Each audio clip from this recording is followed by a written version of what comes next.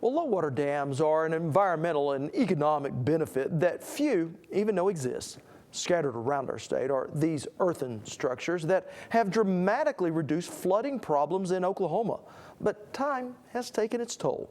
Our Courtenay Hoff attended a ceremony as work was completed last summer on what some refer to as silent sentinels.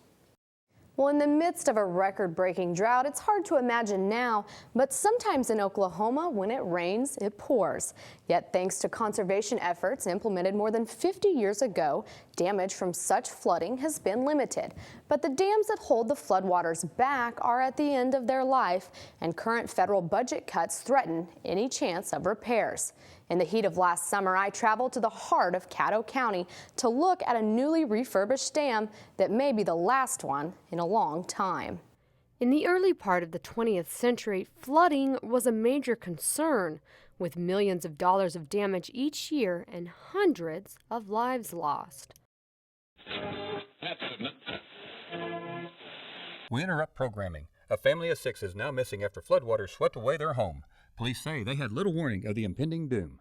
According to Which is why Congress passed a watershed project in 1944 to build small upstream flood control dams, trapping floodwater during heavy rain and releasing it slowly over several days. Oklahoma was not only the first to build a flood control dam, but was also the first state to complete a watershed project. Conservation of the water is extremely important. Senator Ron Justice.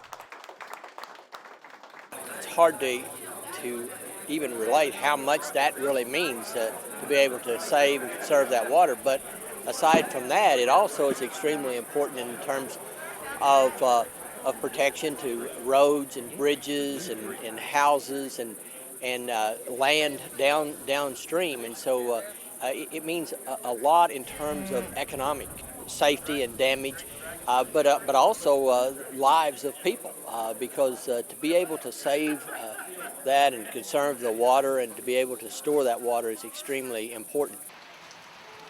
Work that was severely damaged in 2007 by a freak tropical storm that in less than 5 hours battered western Oklahoma with a foot of rain. Floods rushed through Caddo County, scarring the land, leaving farmers and ranchers fighting to keep their heads above water.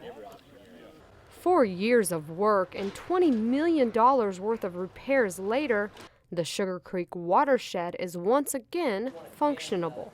Representative Phil Richardson. Caddo County had one of the highest disaster rates in the nation as a county, and so there's been a tremendous amount of damage done, and this project is just starting to restore some of that damage that was done in the big flood in August of '07. So it's a tremendous boost to not only the landowners, but the entire county too, as far as getting it back where it's. This is one of the leading agricultural counties in the state. Had a massive amount of damage, and it's been taken care of. But getting such repairs taken care of may be much harder in the future. 75% of the work done here, roughly $7 million, was funded by the federal government. But federal budget cuts have zeroed out watershed projects like this, and it could be the last of its kind. Clay Pope with the Oklahoma Conservation District. We're extremely concerned, whether it's upstream flood control funding like we're talking about today. I mean, when you stop and think about it, we have over 1,000 dams in the next 5 years that have to be rehabilitated, and $1 million a dam on average. The Oklahoma Conservation Commission funded 25% of the project, roughly $2 million. But with federal funding diminishing, that leaves 75% of the funding still lacking. There's no way the state can pick that up on their own. That's why the USDA has the 2-to-1 match that Mr. Lucas was so instrumental in getting put in place in federal law. That's a major concern. But then on top of that, here we are in one of the worst droughts we've ever had in the history of the state of Oklahoma.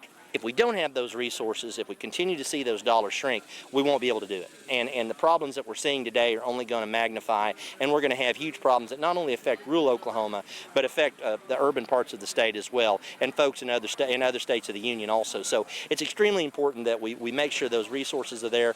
We've got to do our part to balance the budget, but let's make sure that we're mindful that we don't want to repeat the mistakes of the past, like the Dust Bowl. So for now, these earthen structures that are at the end of their life must hang on a little longer, protecting the people and the land as long as they can. Well, protecting and fixing these watershed structures is getting tougher.